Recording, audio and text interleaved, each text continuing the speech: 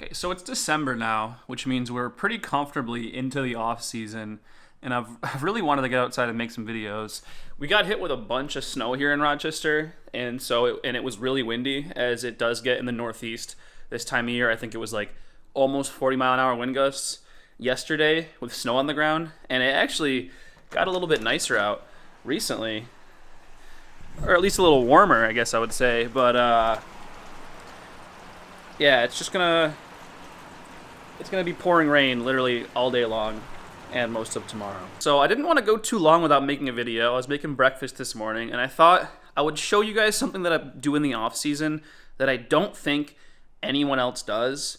And of course, when I can't play disc golf, I like to spend a lot of time analyzing my rounds, my play, thinking about different things, figuring out like mental stuff I can work on, and of course working on putting. So I'm gonna eat this breakfast right here, and then we're gonna head over to my computer, and I'm gonna show you some stuff that I look at in analyzing my rounds and kind of figuring out how I can improve going into next year. So this right here is an example of something that I might kind of just start to flesh out and do in the off season to work on checking out like what sort of things, what sort of trends am I seeing in my play throughout the year that I can see if I put everything on an Excel sheet right here and like look at it in its totality. So of course, all this data comes from the PDGA website, which anyone who plays in sanctioned tournaments can see. You can see all the tournaments I've played, cash that I've won, how I've placed, points I've gotten. And you can actually go to this ratings detail tab, and it will show you all of your rounds that you've had over the entire time you've been a PDGA member. And we can see the tier, the date, the division, the round, your overall score, the rating, whether it's evaluated, whether it's included. And in this case, I really just care about the round number, the tournament it was, and then the rating. Everything else is kind of not as important for me. And so I pretty much put all of that data in here. So up here on the left, top left here, I have all of my tournaments for the year. And then I just put in the event rating. I kind of wanted to look at what is my event rating throughout the year, not just singular round ratings, because I think people tend to look a lot at singular round ratings. And so we have this right here, and here you can see on the y-axis it's going from 920 to 1010. So if something's really small, it's going to be kind of low 900s, higher it's going to be up in thousands. So you can kind of see the first half of the year there's kind of this inflection point, I think, with Syracuse Open, which was easily my worst tournament of the year. Like, it's not even close. And then afterwards, it seems like I kind of raised my floor up a little bit. So you can kind of see some of these lower tournaments. White Rose Open, Foxwood Open, and everything else is relatively pretty good. Mindkill was pretty good. Tree Direction's pretty good. Webster Face Off. All of these, I'm, averaging around 990. 980, 990 average for a lot of these tournaments. And then the bad tournaments, you have this one that's sort of in the 970s, and then these down here that are the 950s. And then you kind of see this inflection point with Syracuse Open. And I mean, for me, that was an inflection point. It was a really bad tournament. It sort of mentally was just like all over the place. I kind of consider it an outlier for the year, but it was a good mental inflection point. And you can see I picked up that floor a little bit. And also raised my ceiling. So my highest round is going to be higher in the second half of the year, and then my lowest round was brought up. So, the things that I learned in that second half of the year seem to be good, and they seem to be trending in the right direction. So that's really reassuring. So this is something I can just look at, just looking at my tournament averages throughout the year in sort of sequential order. Am I improving? Am I getting better? And this is kind of like, okay, yeah, I seem to be getting better. I'm not necessarily like all the way up here. Like, I think we have a little bit more consistent 990 at the start of the year, which there might be some reasons for that. But like, it's up and down, right? I'm really good, then really bad, then really good, then really bad. And so I also just sorted it over here by order of rating, just to kind of see. And you can see those two in the beginning that were bad are two sort of the lower ones, and then Syracuse is way lower. Everything else is a little bit higher. So it kind of seems like what I was thinking is I have this variance in my play in the start of the year, and that variance kind of drops off. So since we only have the total event rating here, we're not going to really get a lot of information about like what the overall tournament is. And of course, we're only looking at events that are more than one round. For flex starts, I just didn't really care because it wasn't enough. I want to see what I'm doing over the course of multiple rounds. So what I did was I actually pulled in, this is in order, like round 1, then round 2, or round 1, in order of rounds as well, throughout the entire year. So basically, if you just took on a timeline the rounds I played throughout the year, this is the first round of the year, and this is the last round of the year, and it's just in complete order. And that's this plotted out right here. And you can kind of see the same trend, some ups and downs, obviously, and ups and downs in the second half of the year. But it kind of does look like you have the Syracuse tournament right here, and you can see that steep drop-off going into rounds 2 and 3, which is kind of where I had that mental lapse, and that's kind of where I had that inflection point. And I think we can see sort of the general overall height of the bars kind of go up as the year goes on. Although it's not quite as pronounced as it is in this, so it kind of makes me think I'm getting better at making up for bad rounds later in the year as well. Where like early in the year, I'm kind of letting a bad round define my tournament, like in these two cases. Where later in the year, I'm not quite letting one round ruin the whole tournament. We can see Warwick, I had a pretty bad round. CCR, I had a pretty bad round. AFDO, even kind of low. But I'm still kind of keeping myself afloat by having more consistency throughout the tournament, which is pretty good, I would say. So what I did was I actually put right next to it the variance for each. So I just use this variance function in Excel. Basically, the variance is the bigger the number you have, the more deviation there is between the sample size. So if I have like a 1,000 rated round and an 800 rated round, that would be really high variance. In this case, I have a 985 and 996. The variance is 30, so it's not very high. And so we'll bring this to the front. This is actually all of my rounds, so it's the same plot as the one I just showed you, where the blue is the same, but then on top of it I have these orange bars, which is going to be corresponding to this right side axis, and that's going to be the variance for my rounds. And so you can kind of see my variance actually goes up quite a bit in the second half of the year, and obviously that Syracuse round has really, really high variance. And so there's a couple things I notice here. First of all, it seems like at the very start of the year we have like 4 straight tournaments with really low variance, and then we kind of have up and down variance throughout the year, and then 3 tournaments at the end with, again, really low variance. And what I'm seeing here is there's really only one example that doesn't fit this rule, but Denison Meltdown, Webster Faceoff, Bond Lake Open, AFDO, Audubon Classic, Crystal City Sandbagger. These are all tournaments that are within an hour of where I live, pretty much, around an hour. So these are all like local tournaments. They're courses I've played a lot of times, so I can expect the variance to be fairly low. The only one that doesn't fit that case is White Rose Open. One thing to note here is that variance is low, but I played bad overall, so I kind of was just off on every course. I never really brought it back. And I've also played this tournament before, and I'm like fairly familiar with it, so that might also play into it a little bit. But then we see the first tournament I travel for, we have a low rating and a higher variance, so we're kind of starting to see a bit of a struggle with a new course here. And so that's something I can like think about is, what did I do wrong? What was the problem here? Is this just that like it's a new course and I don't really know it that well? Was there certain mental factors that I have in play that were maybe influencing this? Like, why does the variance go up here? I didn't become a worse player. This isn't technically like a wildly difficult course or with a ton of like difficult OB. There is the level of unfamiliarity, but we kind of see that. And even when I go back to a more familiar course, this is Tree Direction Open, there is higher variance there. So, there's something going on. And I do actually recall around this time with these 3 tournaments, I did have an elbow injury. So that might also play a role into it. Maybe if I have to throw a forehand, it's going to be worse. And so there's going to be, maybe one round I'm going more backhand, another round I'm going more forehand. And so you're going to see some variance there as well. Then we see an inflection point here with Syracuse, and the variance jumps up quite a bit after this. And while my sort of overall floor rises up, I think we still do see a bit of sort of ups and downs of rounds within the tournament, while the ups and downs of between tournaments isn't as high. And I think this is also just another case of, Brewster, Warwick, even Squala. I was playing a layout that I wasn't familiar with, CCR. These are all tournaments I haven't really played before. They're courses I don't really have familiarity with, so there's going to be pretty high variance. And then I think there's also a lot of mental things that go along with that, which I'll talk about in a second.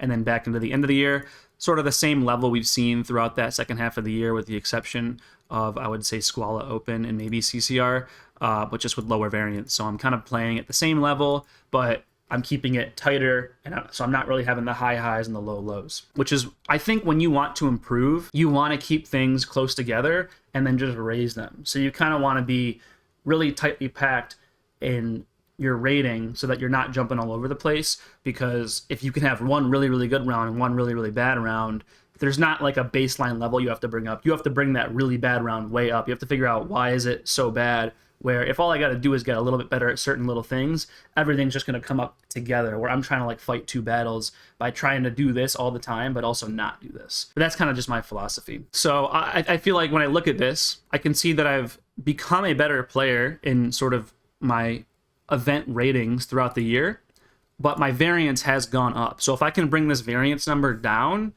that basically just means all of these low rounds, I just want these low rounds to come up. I don't want to have these bad rounds in these tournaments. And I think in most of these cases, so this is the next thing I'm thinking of, is why am I having these bad rounds later in the year, but I'm having relatively good tournaments? And a great example of this would be Warwick.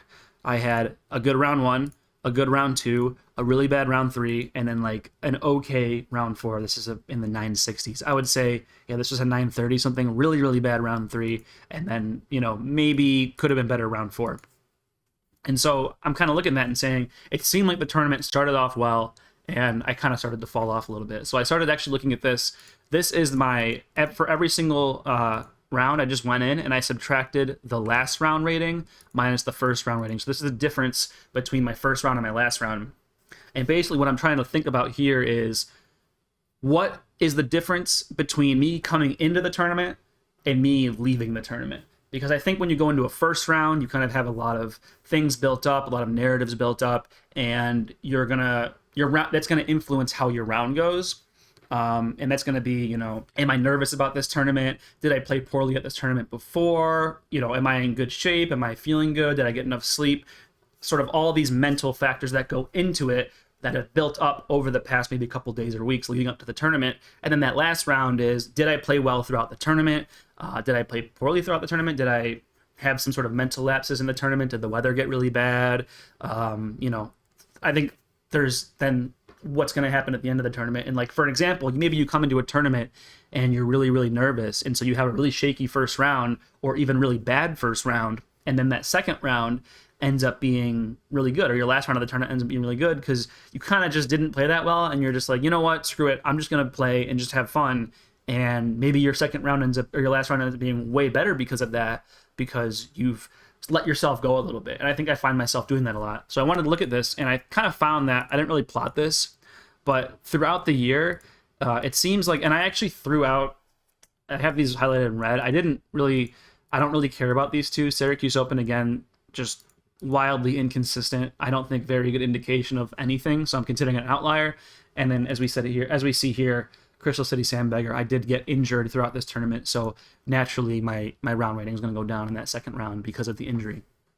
But if you look at my trend throughout the year, at most tournaments, right, we have a couple examples here where the value is negative. At most tournaments, we have a positive value here, meaning that I did better in the last round of the tournament than I did in the first round of the tournament. So that example I used earlier, I think, is probably more or less what's happening here. Is I'm coming in and I'm having maybe a shaky first round. I'm a bit nervous, and I'm figuring it out and getting better, and maybe like saying, you know what, screw it. So for example, Squala Open maybe didn't have the best first round, and I ended up winning this tournament actually. And it looks like here I played about 4 strokes better worth of rating between rounds. And I think this is just because in the second round, I was really more worried about just like, 1, winning the tournament, like trying to compete, and 2, I wasn't worried about, I was playing the course blind, and I wasn't worried about, preconceived notions. I wasn't nervous as much. I was kind of just letting myself go. Same with CCR Open, the second and third round.